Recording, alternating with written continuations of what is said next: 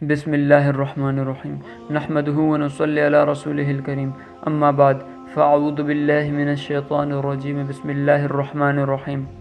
10ویں پارے کے آخر میں ان منافقین کا ذکر ہے جو جہاد پر نہ جانے کے لیے ہیلے بہانے تلاش کرتے۔ اب ان آیات میں ان منافقین کا ذکر ہے جو جہاد میں نہیں گئے، اس پر جھوٹے عذر پیش کرتے رہے۔ نبی کریم صلی اللہ علیہ وآلہ وسلم کو اللہ تعالیٰ نے 3 باتیں فرمائیں۔ نمبر 1، آپ ان سے کہیں کہ جھوٹے عذر پیش نہ کرو، اللہ تعالیٰ نے ہمیں تمہارے حالات اور واقعات بتا دیے ہیں۔ نمبر 2، آپ ان سے اعراض کریں۔ نمبر 3، منافق قسم اٹھا کر آپ کو راضی کرنے کی کوشش کریں گے مگر آپ ان سے راضی نہ ہونا اور آپ ان کو ان کے حال پر چھوڑ دیں۔ پھر مخلصین اور مومنین جو غزوہ تبوک میں شامل نہ ہو سکے وہ 10 تھے۔ ان میں سے 7 وہ جنہوں نے مسجد میں خود کو رسی سے ستونوں سے باندھ لیا اور کہا حضور صلی اللہ علیہ وآلہ وسلم غزوہ تبوک سے واپس آئیں گے تو وہ خود ہمیں کھولیں گے۔ یہ ان کا ذکر ہے جن کی اللہ تعالیٰ نے توبہ قبول فرمائی۔ منافقین کی ایک خطرناک سازش کا ذکر کیا۔ انہوں نے مسجد کے نام پر ایک تعمیر کی اور مقصود یہ تھا کہ مسلمانوں کے درمیان اختلاف پیدا کرنا اور نقصان پہنچانا۔ اللہ تعالیٰ نے آپ صلی اللہ علیہ وسلم پر وحی نازل فرمائی اور فرمایا کہ یہ مسجد نہیں، مسجد زرار ہے۔ رسول اللہ صلی اللہ علیہ وآلہ وسلم نے اس تعمیر کو گرا دیا۔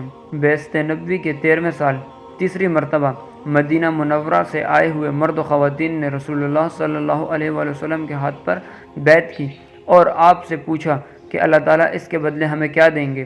فرمایا اللہ تعالیٰ جنت دے گا، تم اپنا مال اپنی جان اللہ کو دو، اللہ تعالیٰ تمہیں جنت دے گا۔ انہوں نے کہا ہم اس پر راضی ہیں۔ اس میں 3 مخلصین مومنین کا ذکر ہے، 10 صحابہ جو غزوہ تبوک میں شریک نہ ہو سکے، 7 اوپر ذکر کر لیے گئے۔ یہاں 3 اصحابہ اکرام کا ذکر ہے، مرار بن ربی، ہلال بن امیہ، کعب بن مالک رضی اللہ تعالیٰ عنہ۔ 40 دن تک صحابہ اکرام کو حکم دیا گیا کہ ان سے الگ ہو جائیں۔ انہوں نے بھی ہمت نہیں ہاری اور سچے دل سے توبہ کی اور اللہ تبارک تعالیٰ نے ان کی توبہ قبول فرمائی۔ یہاں اللہ تعالیٰ فرماتے ہیں کہ تقوی حاصل کرنے کا بہترین نسخہ یہ ہے کہ متقین کی صحبت میں رہو۔ رسول اللہ صلی اللہ علیہ وآلہ وسلم کی شفقت کو بیان فرمایا کہ آپ بطور خاص ایمان والوں پر بہت زیادہ حریص ہیں۔ مومنین کی تکلیف سے رسول اللہ صلی اللہ علیہ وسلم کو بہت زیادہ تکلیف ہوتی ہے اور آپ صلی اللہ علیہ وسلم انسان ہیں، بشر ہیں، عظیم ہیں اور آپ ان کے لیے بہت زیادہ فکر مند ہیں۔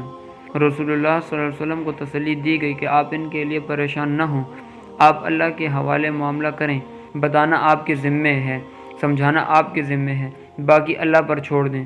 یہاں یہ بات ذہن نشین فرما لیں کہ جو شخص صبح و شام 7 مرتبہ یہ پڑھتا ہے حسبی اللہ لا الہ الا هو علیہ توکلت وہو رب العرش العظیم، اللہ تعالیٰ اس کے غموں کو ختم فرماتے ہیں، اس کو تنگی سے نکالتے ہیں، اس کے لیے راستہ ہموار کرتے ہیں۔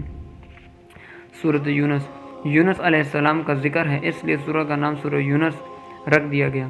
مشرکین کے شعبہ کا جواب ہے۔ مشرکین کہتے اللہ تعالیٰ نے ہمارے درمیان انسان کو نبی بنا کر کیوں بھیجا ہے؟ کسی فرشتے کو نبی بنا کر بھیجتے۔ ان کو بات سمجھائی گئی کہ انسانوں کے لیے انسان ہی نبی آئیں گے، بات سمجھانے کے لیے اور ڈرانے کے لیے۔ اس میں تعجب کی کیا بات ہے؟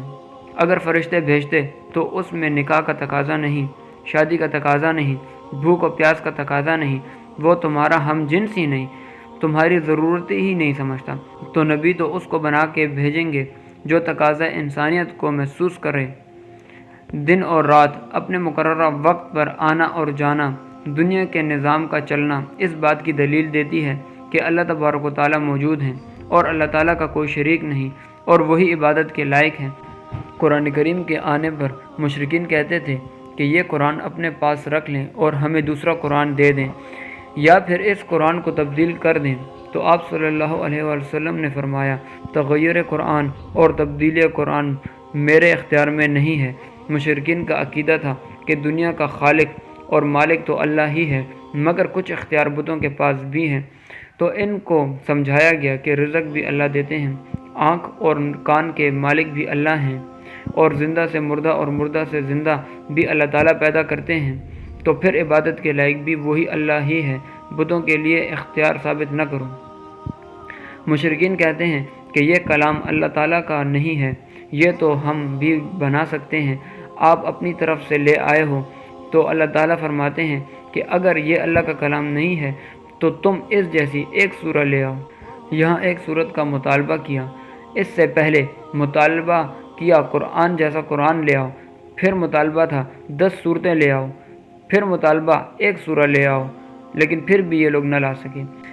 مشرکین کہتے تھے کہ آپ کہتے ہیں دوبارہ انسان اٹھے گا، ہڈیاں گوشت مٹی میں مل گئیں تو اللہ تعالیٰ کو کیسے پتہ چلے گا کہ فلاں ذرہ کس بندے کا ہے؟ تو انہوں نے بتایا کہ اللہ تعالیٰ کا علم بہت وسیع ہے، کوئی چیز اللہ کے علم سے غائب نہیں ہے۔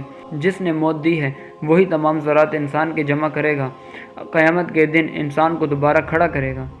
حضرت نوح علیہ السلام کا قصہ بیان فرمایا، ان کو ماننے والے کامیاب ہو گئے اور نہ ماننے والے ناکام ہو گئے۔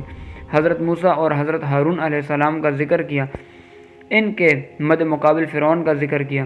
اتنی طاقت ہونے کے باوجود اللہ تعالیٰ کے عذاب سے خود کو نہ بچا سکا۔ یہ ایک اصول بتایا گیا کہ کوئی بھی بستی والا عذاب آنے سے پہلے توبہ کرے تو اللہ تعالیٰ اس کی توبہ قبول فرماتے ہیں۔ حضرت یونس علیہ السلام کی قوم نے عذاب کے آنے سے پہلے توبہ کر لی تو اللہ تعالیٰ نے ان کی توبہ قبول فرما لی۔ رسول اللہ صلی اللہ علیہ وآلہ وسلم کو اللہ تعالیٰ فرما رہے ہیں کہ آپ ان کو سمجھاؤ، حق بھی آ گیا اور ہدایت کا راستہ دکھانے والا بھی تمہارے پاس آ گیا۔